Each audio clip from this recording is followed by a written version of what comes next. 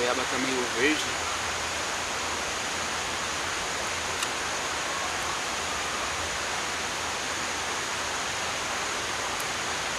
Mas às vezes eu acabo comendo alguma fruta e acabo lembrando do filme Capax. Não sei se alguém já assistiu. Se não assistiu, fica de recomendação. Fala de um ser que veio de um outro planeta. Não vou dar a sinopse em si, mas em determinado momento do filme, o ser que veio de outro planeta pega uma banana, come com casca e tudo, e fala alguma coisa mais ou menos assim, que a viagem dele já estava ganha só pelo fato de ter o privilégio de comer aquela fruta, a banana no caso. A viagem ou a vida dele. Às vezes eu tô comendo alguma fruta, goiaba aqui no caso, né? Eu fico apreciando e tendo esses insights. Pô, é prazeroso poder viver a vida só pelo fato de estar comendo uma fruta.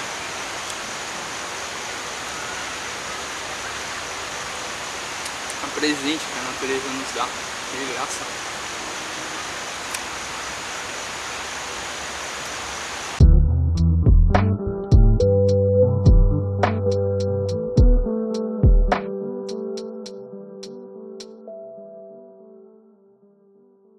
Olá, eu me chamo Danilo Rodrigues e seja bem-vindo novamente ao meu espaço aqui no YouTube, onde eu divulgo, trago algumas coisas aqui para refletir.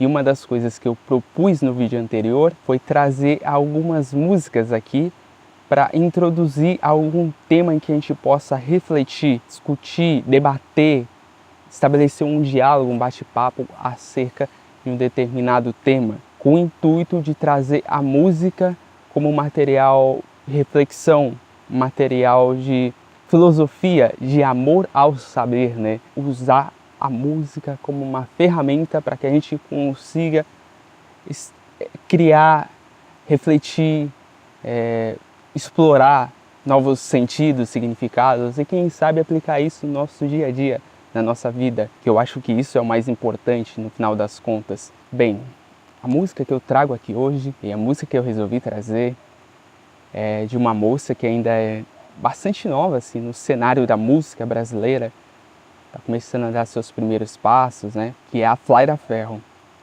ou só Flaira, como muitos costumam chamá-la, né? Ela produziu um álbum até agora que se chama Cordões Umbilicais e esse álbum tem músicas assim com conteúdos muito bacanas assim.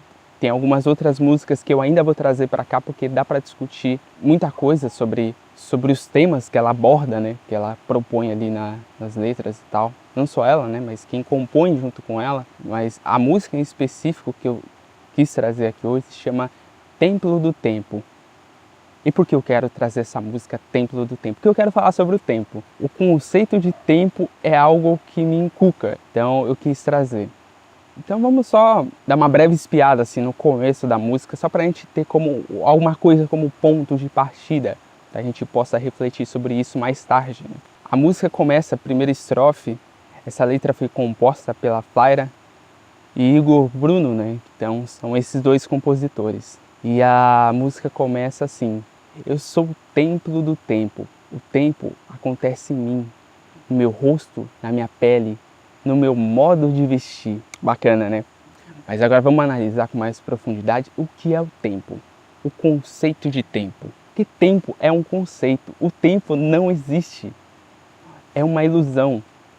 A medida que a gente tem de tempo, na verdade, ela está baseada em ciclos, na análise, na medida de ciclos. Não sei se isso fica compreensível. Por exemplo, o tempo convencionado, a medida convencionada que se colocou ali cronologicamente, por exemplo, no relógio em si, o relógio contendo uma fatia de medida, né? Por exemplo, de 12 horas dia, 12 horas à noite. Na verdade, isso está relacionado ao ciclo de rotação da Terra em si. É claro, esse conceito de análise dos astros como um referencial para que se calculasse, para que se medisse o tempo, isso vem desde a antiguidade. Existiu-se na história, eu acredito que quase sempre, nesse nosso nível material, a necessidade de contar, estabelecer medidas para que facilitasse a organização, a estrutura das coisas no decorrer do dia a dia. Porque isso facilitava, você tendo uma referência, você tem uma segurança, você tem um norte, né? Então fica muito mais fácil. Na antiguidade precisava-se achar alguma forma de medir o tempo para que houvesse esse tipo de organização. Ao observar os ciclos da natureza, esse ciclo de dia e noite, ficava muito evidente que eles se repetiam, então a gente podia estabelecer aquilo como um padrão. Então existe, o Sol nasce, ele atinge um ponto mais alto durante o dia, depois ele sai de cena, e vem a noite, daí vem a noite, aí novamente, se tiver lua vai fazer o mesmo ciclo, né? Não tão parecido quanto o Sol, mas vai ter um ciclo também, as estrelas vão aparecer num ponto e sumir em outro. Aí nasce o Sol de novo. Então você percebe os padrões aí. Então você vê que o tempo nada mais é do que a medida desses ciclos. Se não houvesse esse ciclo, não teria como perceber o tempo. Entende? O tempo em si, ele pressupõe o deslocamento, o movimento, como a gente vai ver mais a seguir. Então é um deslocamento do ponto A para o ponto B. Então você precisa dessa referência. Tipo, o Sol está num ponto, lá em cima, ele faz esse movimento e volta para o mesmo ponto. Então você tem o ponto A ali, vai para o ponto B, ponto C, ponto D, ponto E, até voltar no ponto A. Então tem um ciclo. Através desses padrões a gente consegue estabelecer mais ou menos uma convenção que pode ser útil para a gente calcular o ciclo do movimento em si. Outra expressão, outra evidência assim, do ciclo, né, no movimento, por exemplo, se você coloca uma maçã na mesa, uma maçã fresca, saborosa, cheirosa, bem vistosa, né, muito bonita, aí você fica observando ela, e ela vai passar do estágio de maçã fresca para o estágio de maçã podre, certo? Vai estar mal cheirosa, vai estar fétida, um aspecto não muito legal, muito agradável, até se ficar observando muito mais tempo, vai ver ela em estado de decomposição total, certo? Mas não é que o tempo está agindo dentro naquela maçã, porque a gente imagina o tempo como uma coisa, um ser, uma entidade, né? Uma dimensão. Não existe isso de dimensão do tempo, existe a transformação agindo. O tempo é o movimento, como já dizia Aristóteles, já dizia isso na antiguidade. O tempo é movimento, o tempo só existe como conceito em função do movimento. Então na maçã, o que acontece não é que o tempo passa na maçã, é que vão se seguindo vários estágios de transformações, como se fosse frames, e a gente vai voltar nesse assunto, né? Vários estados individuais, onde a cada estado novo você tem a cada posição nova, é melhor dizendo, você tem um estado diferente, tem alguma coisa modificada em relação ao estágio anterior. Então a natureza assim, se baseia muito nessa questão de ciclos, né? Desse movimento de destruição e reconstrução, de criação e destruição. Então a maçã ali, ela está passando por ali o que está acontecendo é o ciclo da degeneração, da decomposição. É um ciclo acontecendo na maçã. Compreende? Então não que o tempo está agindo ali, mas está ocorrendo o ciclo. O tempo é a medida entre um ponto e outro, entre o ponto em que a maçã está fresca e o ponto em que a maçã está podre, né? Ou totalmente decomposta. O tempo então é movimento. E o tempo, ele depende do espaço para acontecer. Então, por isso que o Einstein falava, não fazia diferença entre o tempo e o espaço. Para ele as duas coisas estavam entrelaçadas. Porque é justamente isso. Não existe como acontecer o tempo sem o espaço, porque o movimento só pode acontecer no espaço, o deslocamento de um ponto A para o ponto B acontece no espaço, não é verdade? Sem o espaço, então um não espaço, você não tem deslocamento, então não tem como haver tempo. Então o tempo ele depende inteiramente do espaço para acontecer. Isso fica bem claro, né? Porque para ocorrer esse deslocamento precisa de um suporte. Então o tempo, na verdade, ele é um conceito de medida. Isso, eu estou sendo redundante aqui, mas aqui é para ficar claro, porque o tempo não existe como uma coisa, uma dimensão. Tenta imaginar a dimensão do tempo, só a dimensão do tempo. Como alguns colocam como o tempo como uma dimensão, a dimensão temporal. Só a dimensão temporal, tem como ela existir? O que existiria nessa dimensão temporal? Só a dimensão temporal? O tempo agindo sobre ele mesmo? Porque o tempo tem que agir sobre as coisas, não é? Então o tempo só acontece em função de alguma coisa que esteja ligada ao espaço, uma realidade transitória. O tempo, ele na verdade acontece numa situação sequencial, onde você consegue medir a sequência das coisas. A mão passa para cá, eu estou medindo várias sequências dela, né?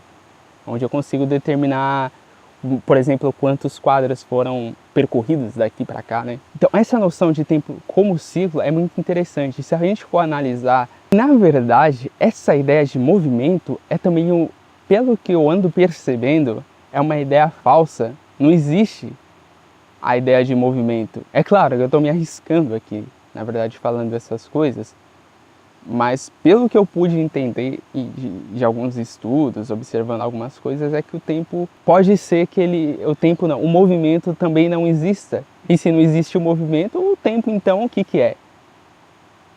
Então seria mais um item para desvalidar o tempo como uma coisa real. O movimento, na verdade, é um ciclo de criação e destruição.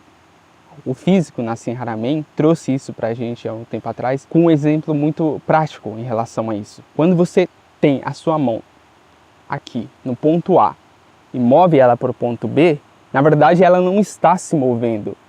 O que acontece é que a mão está sendo destruída e reconstruída a todo instante em vários pontos diferentes até ela chegar no ponto B. Então, na verdade, não teve o movimento em si, existe o ciclo de criação e destruição dessa mesma mão. Por quê? Isso, se você investigar no nível quântico, no nível das partículas subatômicas, esse conceito de movimento é praticamente inexistente. Você não consegue medir um elétron da mesma forma como você consegue medir algum objeto no plano material, aqui no macro, né? Existe um campo de energia potencial, de energia, digamos, imanente, natural, que seria o vácuo quântico, que é da onde tudo emerge, onde tudo é energia. E toda partícula, todo movimento, ele adensa, ele faz surgir alguma coisa nesse vácuo quântico. Ele se materializa como uma forma, com algo visível, por exemplo, aos nossos olhos. Então, o elétron, ele, no salto quântico de uma esfera para outra, não existe. É que isso é muito complexo, eu tenho que explicar isso em um vídeo posterior, né? Que é muita informação. Ele está em um ponto, ele salta, o tal do salto quântico, é na verdade o salto de um elétron de uma determinada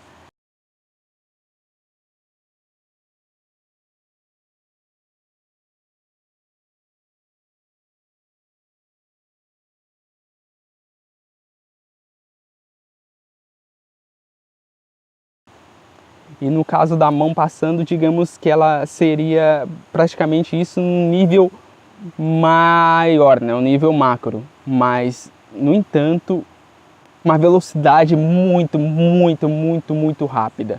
É tão rápida que a gente não consegue detectar com os nossos olhos. Na verdade, quando você está movendo aqui, a mão seria mais ou menos como o frame de um filme, em que a película, peguem a película de um rolo de filme, é uma coisa mais tradicional lá. A gente tem a ilusão de movimentos, mas são vários frames isolados passando em sequência, né? Existe, na verdade, se a gente for parar para pensar na nossa realidade, existe só um frame. Ele passa para o próximo, se torna a realidade de fato, e o frame anterior ele é destruído. Ele só existe como memória. Ele não existe como uma coisa real, mais. Porque só existe o frame seguinte, que é o frame onde está a realidade agora, que seria o agora, né? Mas o agora desaparece e reaparece de novo aqui. E agora essa é a realidade, isso daqui já é passado. Não sei se isso fica claro, é difícil de compreender isso. Porque exige uma abstração bem grande. Esse conceito de tempo, de movimento, na verdade pode ser tudo uma grande ilusão.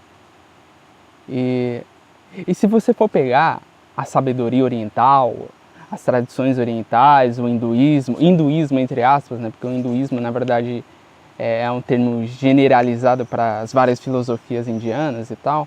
Se pegar o budismo também, você tem alguns termos, né, que mostram que os antigos já sabiam da existência desses ciclos, né, de ação e destruição, que pode até se relacionar com a criação e destruição dos ciclos da materialização do próprio do nível quântico, né? Por exemplo, na dança de Shiva, esse é um bem clássico.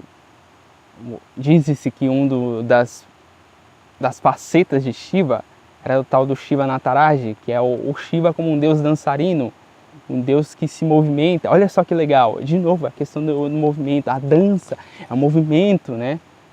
Então você tem a dança de Shiva, ela representa isso, o ciclo de criação e destruição, é o ciclo de renovação. Você pega também a roda de Sansara, que também é a representação desse ciclo de nascer e morrer. É claro que eu estou falando isso tudo por alto, é muito mais aprofundado do que isso. Mas percebe-se que já existia essa observação dos ciclos em si. E também existia o conceito de Maya. Maya, um dos conceitos, um dos significados de Maya é o significado da ilusão, da realidade ilusória. O mundo está coberto pelo véu de Maya. Por que isso? Por causa desse ciclo de criação e destruição, de nascer e morrer. A partir do momento que você tem a percepção, o compreendimento disso, fica evidente de que tudo que está em constante transformação é efêmero. Ele não vai existir para a eternidade. Logo está sujeito a findar e se transformar numa outra coisa. A essência pode ser que seja realmente eterna, né? Aquilo que está por trás. Por exemplo, o vácuo quântico. O vácuo quântico vai ser sempre o vácuo quântico, vai ser eterno. Mas as formas, o que se movimenta, está em constante transformação, então não é real. É real no momento que acontece. É como um sonho, por exemplo. No sonho, isso é interessante, porque dá para falar outra coisa também. Enquanto você está vivenciando o sonho, você está lá dormindo, tendo seus devaneios oníricos, pensando, sei lá, vivendo umas bizarrices, enquanto o sonho, aquilo é real, porque você está vivenciando, você não tem a compreensão, enquanto você está dentro do sonho, de que aquilo é um sonho, e que logo depois você vai acordar e vai perceber que aquilo não é um sonho. Enquanto o momento de sonho é vivenciado, ele é uma realidade, porque você está vivenciando aquilo, você não consegue diferenciar, você não tem outros parâmetros para colocar aquilo como se não fosse uma realidade. Então no momento que ele acontece, ele é uma realidade, e é muito interessante isso. E é legal, né? Olha só outra coisa interessante, assim, isso vai se relacionar com a questão do tempo psicológico. Eu estou falando aqui é de tempo cronológico, é diferente. O tempo psicológico envolve outras coisas. Mas no momento que você dorme, você está passando pelas sensações de sonhos lá, no momento que você acorda e você percebe que aquilo foi... Você não tem essa distância de tempo. Para você o tempo não passou, você dormiu, acordou e o tempo não passou.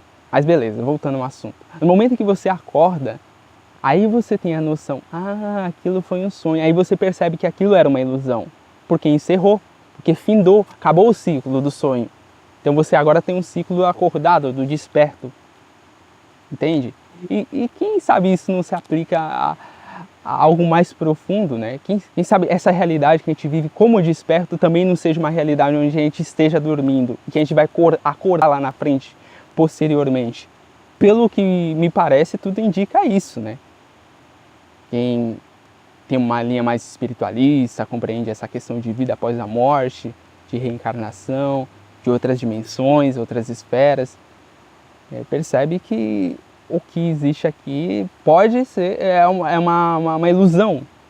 A partir do momento que você vai acordar, você vai se dar conta, assim como a gente se dá conta quando acorda, que aquilo que a gente estava passando e vivenciando era um sonho.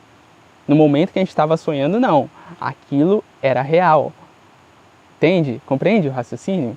Então, Maia, eu fui pesquisar um pouco da etimologia da palavra Maia, a sílaba, né? Eu não sei se isso está certo. Como eu disse, eu não sou linguista.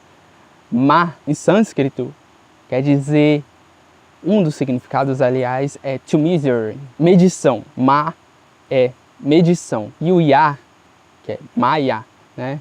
Eu fui pesquisar no dicionário de sânscrito e tal, e pelo que entendi, ele pode ser usado como pronome. Então, aquilo que está no Wikipedia pode ser que esteja realmente certo, né?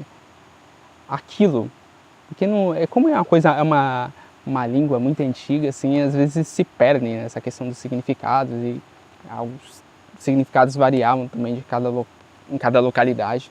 Mas o Ya pode ser definido como pronome aquilo. Então, Maia seria aquilo que se pode medir. Olha só que interessante. Então, tudo aquilo que se pode medir está associado à ideia também de tempo e espaço, que é ilusão no sentido de que está em constante transformação e um dia aquilo vai ter fim, entende? Essa realidade aqui, essas árvores que estão atrás de mim, elas vão deixar de existir um dia e vão ser outras coisas. A substância essencial delas não vai se perder. Ou vai, né? Não sei. Eu já vi teorias de que essa coisa do átomo também chega no seu ciclo final. Então, até o próprio átomo e as partículas subatômicas têm o seu fim. Então, na verdade, tudo isso daqui vai ser transformado. Enquanto eu estou vivenciando esse espaço, esse lugar, não é ilusão. Mas no futuro distante vai ser. Não vai existir outra coisa aqui. Então, se acabar essa ideia de movimento, acaba a ideia de tempo, porque a gente perde a referência de medição. Por exemplo, imagina que, pega aquele exemplo do filme de Matrix, né? Que o Neo já saiu da Matrix, está lá com o grupo do Morpheus, e ele vai se conectar a um programa de treinamento, em que o Morpheus vai passar alguns ensinamentos, algumas coordenadas de como se portar, como é a Matrix. E nesse programa ele está na cidade com o Neo está passando por diversas pessoas e de repente ele congela. Só que o que se congelou ali foi o movimento, certo? Então o tempo parou, porque parou o movimento. Então já não tem mais referência. Embora o tempo esteja atuando, digamos, mas ali como é a realidade virtual, o tempo não atua. Mas digamos que se você estivesse no lugar e tudo parasse, congelasse, então você perderia. Parasse o sol, parasse as pessoas, parasse o relógio, parasse tudo. Só ficasse você. Então você ia perder a referência de tempo, de medição. O tempo ia acabar. Embora o tempo do seu corpo ainda estivesse acontecendo, porque ainda existe um movimento de degeneração e decomposição do seu próprio corpo. Então o tempo ainda existiria no ciclo do seu corpo de envelhecimento. Mas imagine que você agora é eterno. Não, o seu corpo parou, você não respira, seus órgãos não funcionam, mas você consegue viver normalmente. Ainda assim, se você conseguir se movimentar, você ainda tem a referência do tempo. Aí imagine que parou tudo. Seus olhos, sua boca, seus braços, você não se movimenta mais nada. Um exemplo melhor, né? Então, imagina que de repente, você está com o relógio, a gente define o tempo pelo relógio. Mas imagine que acabou, está no escuro, tudo apagou a luz. Pronto, você perdeu o referencial de tempo, porque você não tem o que olhar, o que visualizar para poder definir o tempo. Certo? Você não tem mais a referência, está tudo escuro. Ou seja, nesse exemplo que eu dou, onde você tem essa experiência de ter a total anulação de todos os sentidos, do sentido visual, aliás, né? Você está apagando a luz e você está tirando o referencial visual. Então perde-se a referência espacial. E perdendo a referência de espaço, você perde a referência do tempo, no caso. Você tem o ponto A, que é você mesmo. Você é seu único referencial porque você pensa, você sabe da sua própria existência. Mas no escuro você não tem referencial de ponto A a ponto B porque você não enxerga nada. E a gente precisa desses dois polos para fazer uma medida, certo? Então o tempo e o espaço é referencial. No escuro, por exemplo, se você só tem o ponto A e você não consegue delimitar o ponto B, então não existe maneira de medir, porque você precisa do outro ponto para ter referência, para ter o cálculo da distância. Uma coisa que eu vi o próprio Nassim Haramein falando nesses últimos dias aí, no YouTube principalmente, é essa questão de relacionar tempo com memória. Isso entra muito no âmbito do tempo como uma coisa mais associada à percepção que a gente tem. E, na verdade, o tempo também, além de ser cálculo, é percepção. Mas a gente poderia entrar no âmbito do tempo psicológico, que é a impressão do tempo que a gente tem, que é mais variável, sobre uma outra lógica. Na verdade, o tempo psicológico é algo que eu quero abordar no próximo vídeo, porque ele é um pouco diferente. Nos atendo ao essencial, digamos, essa noção de passado, presente e futuro só existe por causa da memória. É um conceito humano, é a nossa criação. O passado nada mais é do que o acúmulo de informações. No exemplo do frame de um filme, você tem o rolo do filme e você tem os frames, que são os quadradinhos, né? Passando. Digamos que o tempo presente é aquele frame onde que se encontra projetado numa tela de cinema, aquele frame específico. Ou seja, aquele frame é o presente, é o agora, porque ele está projetado, ele está acontecendo. Aí ele passa para o próximo frame. Então aquele frame anterior, se fosse pegar na nossa lógica aqui do mundo real, porque ele deixaria de existir, ele não existiria. Tal o frame aqui, esse frame é o frame do agora, projetado na tela. Passou para o segundo, aquele frame anterior, ele não existe mais. Ele só vai existir na memória da pessoa, entende? Não existe mais aquele frame, ele deixou de existir. Ele foi destruído para ser reconstruído novamente, que entra aquela ideia de movimento. O movimento não existe. E a mão em um determinado ponto e indo para outro, ela é, na verdade, no nível subatômico, no nível quântico, ela seria uma emanação do vácuo quântico, que é a energia, que é o mar de energias potenciais. Então ela aparece e desaparece várias vezes, até chegar com uma velocidade um pouco mais rápida, até atingir o outro lado, né? O Zenão, uma das grandes mentes pensantes da antiguidade, ele tinha postulado algumas coisas que anulam alguns argumentos, né, contra essa ideia do movimento em si. E Aristóteles acabou resgatando um pouco. Tem um exemplo dele que ele fala da flecha. A flecha, ela não percorre um percurso, ela desaparece e aparece várias e várias vezes em determinados pontos diferentes. A memória é que resgata esses frames passados. Voltando ao frame do cinema, aquele frame que passou e se destruiu, ele não existe mais. Ele existe apenas na nossa memória, como lembrança. Ele não é uma coisa real. Mas, então por isso que essa ideia de viagem no tempo é algo que não me desce, sabe? Porque para você viajar no tempo é você reconstruir aquele mesmo estado anterior, de igual forma, no mesmo ponto, com as mesmas condições. Então seria uma loucura, mas isso também é um assunto para ser abordado num vídeo específico, falando sobre viagem no tempo. Assim como o futuro na verdade é uma previsão, né? Ele é uma projeção, um cálculo do que pode ser, mas ele não é uma coisa real, né? O real mesmo é o instante, o que está acontecendo, é o que está projetado na tela no momento. Aquele é o real, mas o real vai se destruindo e se reconstruindo vários momentos ao mesmo tempo, né? Então, E só existe uma coisa constante, fluindo constantemente. Imagina o seguinte, que é difícil de abstrair para poder explicar isso também. E se de repente você perdesse a memória, agora, você não se lembrasse de mais nada, nem seu nome, nem o nome dos seus pais, a casa onde você mora, nem o que é estar nesse planeta, você não lembrasse nada, zerasse o seu acervo, né, de conhecimento, de percepção. O que aconteceria? Para você o tempo começa ali, né? Não existe o tempo anterior, porque você não se lembra, então não tem tempo antes. É que nem a questão da vida após a morte, né? A questão da reencarnação. Você não se lembra que você esteve reencarnado. Vamos pensar que a gente não se lembra que a gente esteve reencarnado numa outra vida. Então, por não se lembrar, nós não temos a percepção de que houve um tempo antes de nascer. Porque a gente não lembra, é uma coisa da memória, da mente. A mente não lembra, então aquilo não existe. Mas será que não existiu essa vida anterior a essa presente em que você está encarnado no seu corpo agora?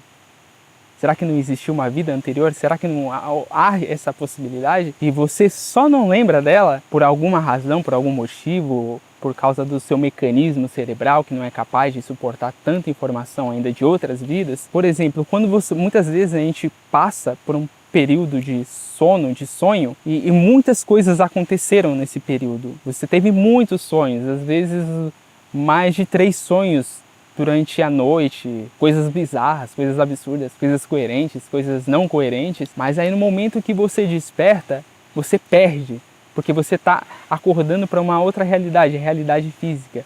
Às vezes aquela realidade onírica, você não consegue trazer as informações, talvez por achar que aquilo já não é mais importante, então se perde, mas aquelas informações enquanto sonhos você vivenciou, certo? Você só não lembra. Será que não é assim com uma outra reencarnação anterior a esta? Fica a pergunta. Então é isso. Tempo não existe. É um mecanismo, uma ferramenta de medição, de análise dentro da estrutura espacial. Mas, pelo que dá para perceber, se nem o movimento existe, quem dirá o tempo? Então é tudo uma ilusão, mas vamos nos ater que o tempo nos ater ao tempo como movimento, porque na nossa realidade agora a gente vê as coisas se movimentando. Um exemplo legal desse movimento com uma matriz de criação e resgatando novamente a sabedoria oriental, e os orientais, os indianos têm essa concepção do movimento sonoro com a criação de tudo, né? Claro, como uma metáfora, o mantra Om simbolizando a criação do universo. Ou seja, você tem um estado estacionário, aí surge o Om, que é uma oscilação. Você tem uma onda ali estacionária, reta, digamos assim, aí surge o Om faz ondulação. Om, que materializa, que cria as coisas. Surgindo a partir daí o mundo visível, o mundo material e todos os outros, né? Varia de acordo com a frequência em si. Que é legal ver assim, por exemplo, se você coloca um violão no seu colo e só deixa ele ali, imóvel, você não toca ele, não tem som, não tem música, né? Ele está parado. Para surgir, para que se ouça a música, você tem que deslizar o seu dedo sobre as cordas, você tem que tocar. Tem que ter um movimento, a oscilação das cordas para fazer o som vibrar, para soar, para ele se manifestar como informação no espaço. Então, novamente, trazendo esse conceito, né, da dança de Shiva como uma analogia, como um conceito para explicar esse processo de criação e destruição. E a dança, o movimento que cria as coisas, que manifesta as experiências, seja material, seja em outras experiências mais sutis, que é essa daqui. Então, se os átomos, se tudo parasse, tudo, se as partículas subatômicas, se os elétrons parassem de vez, ou tivesse qualquer tipo de oscilação, então o mundo como a gente conhece se desfaria. O que há além disso? Seria o quê? O vácuo quântico, que é o mar de potencial da onde emerge todas as partículas subatômicas, é uma coisa para se pensar. E fazendo um paralelo disso que eu acabei de falar, eu queria trazer uma um outro pedaço de uma canção, de uma música, de uma letra de um artista chamado Siba, é pernambucano, ele fez parte do grupo Mestre Ambrósio. Ele tem uma música que se chama Tempo 2, eu creio. Eu não sei se é 2, eu li. E no começo ele diz... Na música ele coloca a entidade, o tempo como uma entidade. Ele fala, a vida não dá certeza, pois tudo se movimenta. Cada dia representa a chance de uma surpresa. E até mesmo a natureza se altera a cada segundo. O tempo é ventre fecundo, aonde tudo é gerado. Se o tempo fosse parado, nada existia no mundo. É isso. É claro, né? Coloca aqui o tempo como se fosse o tempo que gerasse as coisas. Mas vamos colocar o tempo como se fosse movimento. Se o tempo fosse parado, nada existia no mundo, porque tudo é manifestação do movimento. Do movimento. Entenda o movimento como essa concepção tradicional. Bem, é isso então. É um assunto bem delicado, bem complexo. Na verdade, ele poderia até ser mais simples, mas aí a gente tem que pormenorizar. Eu fiz o que eu consegui fazer aqui. Bem, eu agradeço. Na verdade, esse é um tema bem complexo.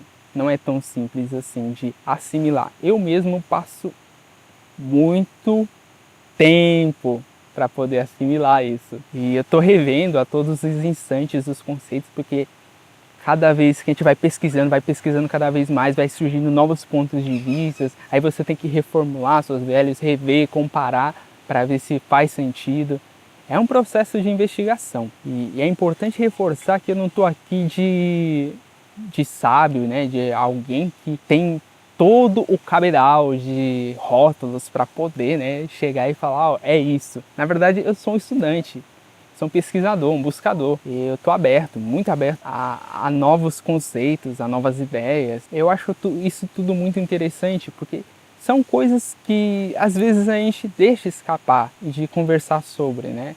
A gente fala, fala sobre o tempo é dinheiro, olha só como é que o tempo passa, blá blá blá. Mas a gente não investiga profundamente, né? Para ver o que é isso, o que é esse conceito de tempo, né? O que é o tempo, ele existe de fato? Então, mas isso é uma busca, assim, um estudo individual meu. Eu não sou mestre de nada. Eu sou mais um discípulo do universo, né? Só quero buscar entender, compreender mais. E isso assim, se tiver mais cabeças pensando sobre isso, melhor também, né? A gente conversar assim, sem colocar o nosso ego em cima disso. Porque a gente tem dessa, né? Vamos discutir ideias, não discutir com as nossas cargas emocionais. É legal quando a gente se propõe a fazer essas indagações de uma maneira sincera, sabe?